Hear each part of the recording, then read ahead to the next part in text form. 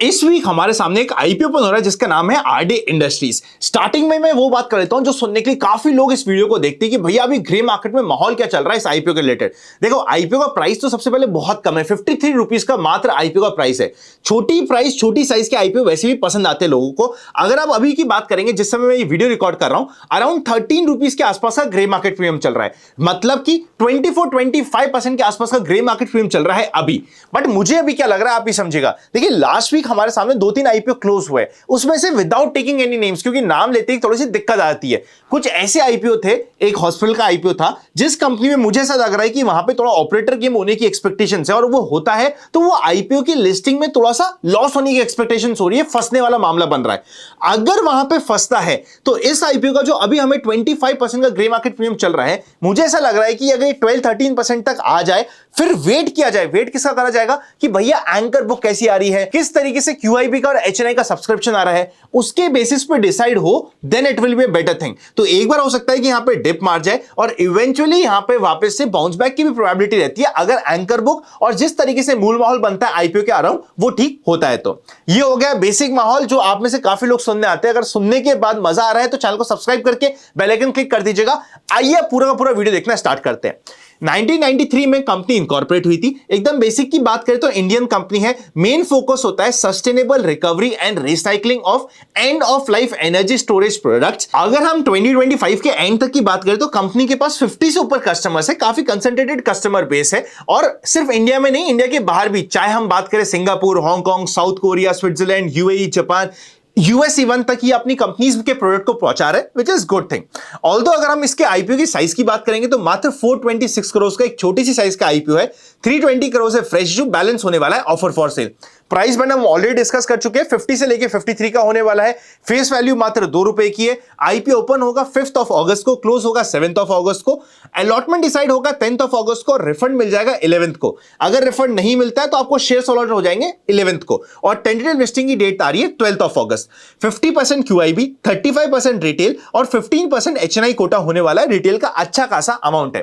Financials की बात करें तो रेवेन्यू 57% से और प्रॉफिट आफ्टर टैक्स 155% से, मतलब तबाही मचाई है कंपनी ने। अगर हम पिछले 2 साल की बात करें, मात्र 9 करोड़ का प्रॉफिट बढ़ते बढ़ते 85 करोड़ के आसपास का पहुंच गया है पिछले 2 साल में। फाइनेंशियल्स अच्छे।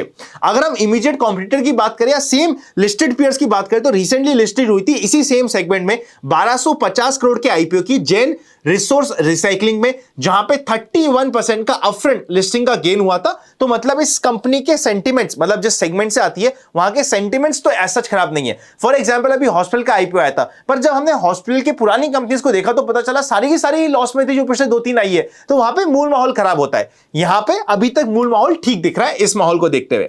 आईपीओ का ऑब्जेक्टिव की बात करें तो वर्किंग कैपिटल रिक्वायरमेंट 220 करोड़ का, रीपेमेंट करना चाहते हैं बोरिंग्स 20 करोड़ का, बैलेंस सारे होने वाले general corporate purpose. Return on equity वगैरह फाइनेंशियल्स बहुत अच्छे आएंगे बिकॉज रिसेंटली कंपनी ने काफी अच्छा किया है। डेट टू इक्विटी रेशियो 1.25 है, थोड़ा ऑन दी हायर साइड है, इसीलिए आपको रिटर्न ऑन इक्विटी 81% का, पर return on capital employees because company का डेट ज्यादा है, कंपैरेटिवली कम 44% पे दिख रहा है। एबिटा मार्जिन 12% का, विच इज ओके, बहुत ज्यादा नहीं है, पर इस सेगमेंट में, इस इंडस्ट्रीज में यूजुअली कम ही होता है। वैल्यूएशंस की बात करें तो आईपीओ से पहले पी रेशियो आ रहा है रफली 15.96 के आसपास का, मतलब 16 के वैल्यूएशन पे कंपनी आईपीओ लाने की कोशिश कर रही है। ईपीएस है 3.32 का। शेयर होल्डिंग पैटर्न की बात करें तो आईपीओ से पहले प्रमोटर के पास है 91.48% और आईपीओ के बाद रह जाएगा 67.62%, मतलब कंपनी के पास अभी भी मेजॉरिटी स्टेक प्रमोटर के पास होने वाला है। पीयर्स की बात करें तो ग्रेविटा 35 का पी, पॉन्डी 31 का, जेन रिसोर्सेज 33 का।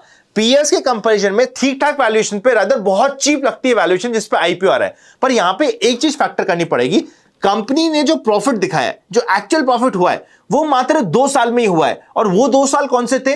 आईपीओ के जस्ट पहले के साल। जब कोई भी कंपनी आईपीओ के जस्ट पहले सिर्फ अचानक से हमें प्रॉफिट दिखा देती है तो एक थोड़ा सा रेज होता है कि भैया एक्चुअल वैल्यूएशन हम देख इस पे। फॉर एग्जांपल अगर हम बिल्कुल रीसेंट कंपनी के जो 85 करोड़ के प्रॉफिट है उसके ऊपर वैल्यूएशन देंगे तो हमें लगता है यार ये तो सस्ती है। बट अगर हम उसी के प्रीवियस साल में चले जाएंगे तो हमें लगता है कि यार ये वही वैल्यूएशन जो हमें अभी दिख रहा है 17, 18, 19 के आसपास की, वो बढ़ के 40 की हो जाती है अगर हम प्रीवियस ईयर की पी पे देख ले। But obviously as per rules हमें इस साल के पी के ऊपर वैल्यूएशन देखना पड़ेगा, इस साल की अर्निंग के ऊपर वैल्यूएशन देनी पड़ेगी, पर ये जो अर्निंग आई है आईपीओ से जस्ट पहले आई है, ये कितनी सस्टेनेबल है, कितनी डेवलप हो पाएगी, कितनी ग्रो कर पाएगी, उसके ऊपर मेन गेम होने वाला है, जिसके ऊपर आपका, हमारा और जितने भी मार्केट के प्लेयर्स हैं उन सबका दिमाग लगा रहेगा। मेरे हिसाब से एज सच ठीक आईपीओ है, हमें देखना पड़ेगा कि एंकर बुक कैसी आती है और सब्सक्रिप्शन का क्या माहौल रहता है, उसके बेसिस पे माइंडसेट बनाना पड़ेगा, जो मैं open for all free Telegram पे रेगुलरली चीजें आपके लिए अपडेट भी करता हूं, क्या मूल माहौल बन रहा है, क्या अपडेट्स आ रही है। तो अगर आपने उसको ज्वाइन नहीं किया तो डिस्क्रिप्शन में ओरिजिनल चैनल का लिंक है, फ्रॉड चैनल से बच के रहिएगा, सिर्फ जो डिस्क्रिप्शन में दिए गए लिंक है वही सब असली है। अगर डीमैट भी ओपन करना है तो उसका लिंक भी आपको ओरिजिनल डिस्क्रिप्शन में मिल जाएगा, चेकआउट कर लीजिएगा। Happy learning and I will see you very soon.